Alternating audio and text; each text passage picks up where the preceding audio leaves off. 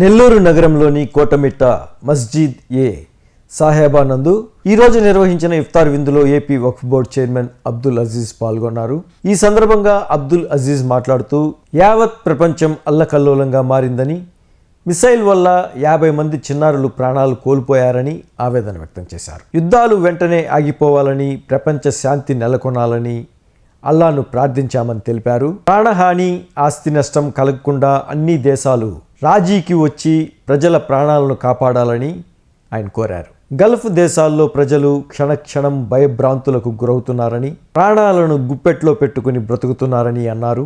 మాటలతో పోయేదాన్ని యుద్ధాల వరకు తెచ్చుకోకూడదని, యుద్ధాలు వెంటనే ఆపాలని కోరారు. యావత్ ప్రపంచంలోని ప్రతి ముస్లింలు యుద్ధాలు ఆగాలని భగవంతుణ్ణి ప్రార్థించాలని కోరారు.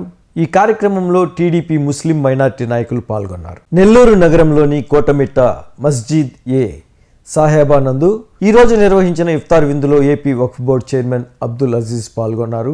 ఈ సందర్భంగా అబ్దుల్ అజీజ్ మాట్లాడుతూ యావత్ ప్రపంచం అల్లకల్లోలంగా మారిందని, మిసైల్ వల్ల 50 మంది చిన్నారులు ప్రాణాలు కోల్పోయారని ఆవేదన వ్యక్తం చేశారు. యుద్ధాలు వెంటనే ఆగిపోవాలని, ప్రపంచ శాంతి నెలకొనాలని అల్లాను ప్రార్థించామని తెలిపారు. ప్రాణహాని, ఆస్తి నష్టం కలగకుండా అన్ని దేశాలు రాజీకి వచ్చి ప్రజల ప్రాణాలను కాపాడాలని ఆయన కోరారు. గల్ఫ్ దేశాల్లో ప్రజలు క్షణక్షణం భయభ్రాంతులకు గురవుతున్నారని, ప్రాణాలను గుప్పెట్లో పెట్టుకుని బ్రతుకుతున్నారని అన్నారు.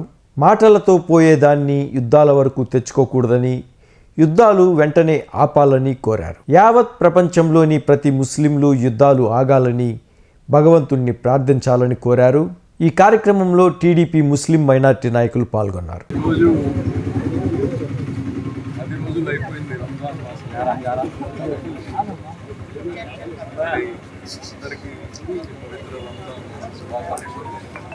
ఈరోజు 42 డివిజన్లోని సహబా మసీద్ వచ్చి ఇఫ్తార్ చేయడానికి ఈరోజు ప్రపంచ శాంతి కోసం ప్రార్థన చేయడం జరిగింది. మరి 2 రోజుల నుంచి చూస్తున్నాం మనం, యావత్ ప్రపంచం అల్లకల్లోలం అయిపోయింది. ఇటు ఆఫ్ఘనిస్తాన్, పాకిస్తాన్, అటుపక్క యుఎస్ఏ, ఇజ్రాయిల్, ఇవన్నీ కలిపి ఇరాన్ పైన తర్వాత మనం చూస్తున్నాం. నిన్నటి నుంచి 50 మంది చదువుకునే ఆడపిల్లలు స్కూల్ పైన మిసైల్ పడి 50 మంది చిన్నారులు చనిపోయారు. ఆ దేవుణ్ణి అల్లాని ఇప్పుడే అందరం కానీ ప్రార్థించాము. ఈ యుద్ధాలు ఇమీడియట్గా ఆగిపోవాలి.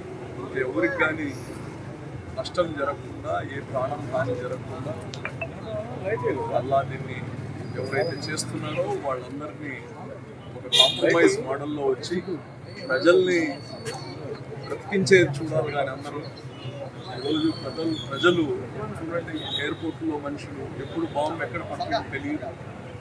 అన్ని గల్ఫ్ కంట్రీస్ అన్ని పరిస్థితి చాలా భయంకరంగా ఉంది. ఇది మంచి ఈ సమయంలో, ఇటువంటి పరిస్థితుల్లో, ఈ 21st సెంచురీలో డైలాగ్తో అయిపోయేదాన్ని ఈరోజు మనం అందరం చేసుకోవడం మంచిది కాదు. యావత్ ప్రపంచంలో ప్రతి ముస్లిం కానీ, ప్రతి ఒక్కరు కానీ ఇటువంటి యుద్ధాలు జరగకూడదు అని మనం అందరం కానీ, మన గవర్నమెంట్స్ నుంచి ఎవరిని కానీ చెప్పి ఇటువంటి యుద్ధాలని ప్రోత్సహించకూడదని డైలాగ్తో చేసుకోవాలి. కానీ ఇట్లా యుద్ధాలు చేయడం మంచిది కాదు. అల్లాని కానీ కోరాం, ఈ యొక్క యుద్ధం ఇమీడియట్గా ఆగిపోవాలని చెప్పి స్ఫూర్తిగా ఈరోజు ప్రార్థన చేశాం. ఇస్లాం ధర్మం అనేది ప్రపంచ శాంతిని కోరుకుంటుంది. ఏదైతే పాశ్చాత్య దేశాలు క్రూడ్ ఆయిల్ మీద, బంగారం మీద ఆధిపత్యం చెలాయించడానికి వాళ్ళు చేస్తున్న కుట్రలో భాగంగా గతంలో సద్దాం హుసేన్ని చంపడం జరిగింది, ఇప్పుడు ఆయతుల్లా ఖుమైనీని చంపడం జరిగింది.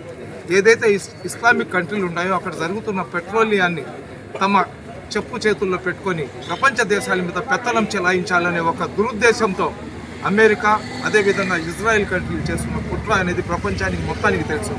అయినా కానీ ప్రపంచంలో ఉన్న ప్రతి ఒక్కరు కూడా ఏంటంటే దీన్ని ఎదిరించలేక, వాళ్ళ శక్తిని భయపడి, వాళ్ళ దగ్గర ఉన్న ఆయుధాలను భయపడి, వీళ్ళ దగ్గర శక్తి సామర్థ్యాలు లేకుండా వీళ్ళందరూ కూడా ఏంటంటే ఈ విధంగా వాళ్ళకు తొత్తుల్లాగా వ్యవహరిస్తూ ప్రాణ నష్టాన్ని కల్పిస్తున్నారు.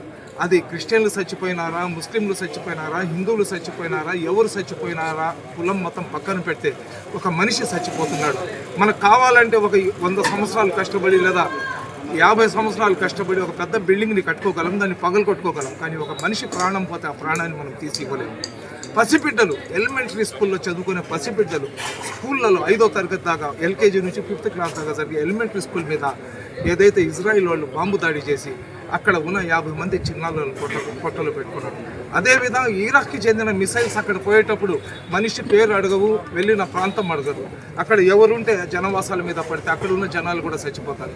కాబట్టి నేను ఒకటే కోరుకుంటున్నా, భారతదేశం అనేది శాంతిని కోరుకునే దేశం.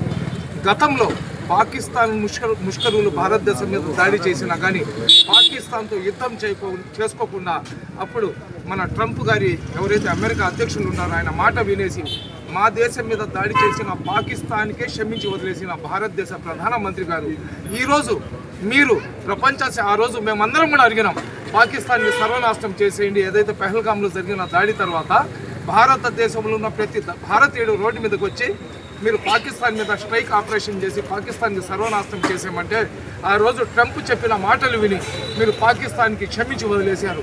ఈరోజు మీరు పోయి ట్రంప్కి చెప్పండి, అక్కడ ఏదైతే మిడిల్ ఈస్ట్ కంట్రీలో జరుగుతున్న అరాచకాలు ఉన్నాయి దాన్ని ఆపమని చెప్పి ఈరోజు భారతదేశ ప్రధానమంత్రి ట్రంప్ గారికి, అదేవిధంగా భారతదేశం తల్లి అయితే ఇజ్రాయెల్ నాయన అని చెప్పారు, తండ్రి లాంటి వాడు అన్నారు. ఇది మదర్ ల్యాండ్ అయితే ఇజ్రాయెల్ ఫాదర్ ల్యాండ్ అన్నారు. కాబట్టి మీరు తల్లిదండ్రులు కాబట్టి మీరు చెప్తే అటు నెతన్యాహు కానివ్వండి, నరేంద్ర మోడీ కానివ్వండి, ఇద్దరు వింటారు. కాబట్టి ఈ యుద్ధాన్ని ఇంత ఆపండి. ఎందుకంటే పవిత్రమైన రంజాన్ నెలలో ఉమ్రా చేయడానికి ప్రపంచ దేశాల నుంచి ప్రతి ఒక్కరు వెళ్ళి ఉంటారు. ఏదైతే దుబాయ్లో వీళ్ళు చేస్తున్న దాడులు, ఎవరైతే ఇరాన్ వాళ్ళు చేస్తున్న దాడులు ఏదైతే ఉన్నాయో అక్కడ మన భారతీయులు కూడా ఉమ్రాకి వెళ్ళి ఉన్నారు. కాబట్టి అక్కడ మా భారతీయులు కూడా ప్రాణ నష్టం కలిగే అవకాశాలు ఉన్నాయి. కాబట్టి మన భారతదేశ ప్రధాని గారు చొరవ తీసుకొని యుద్ధాన్ని ఆపే ప్రయత్నం చేయాలా. అదేవిధంగా యుద్ధంలో ఎవరు చనిపోయినా కానీ వాళ్ళందరి పవిత్ర ఆత్మకు శాంతి చేకూర్చాలని చెప్పి కోరుకుంటున్నాం. అస్సలాము అలైకుం.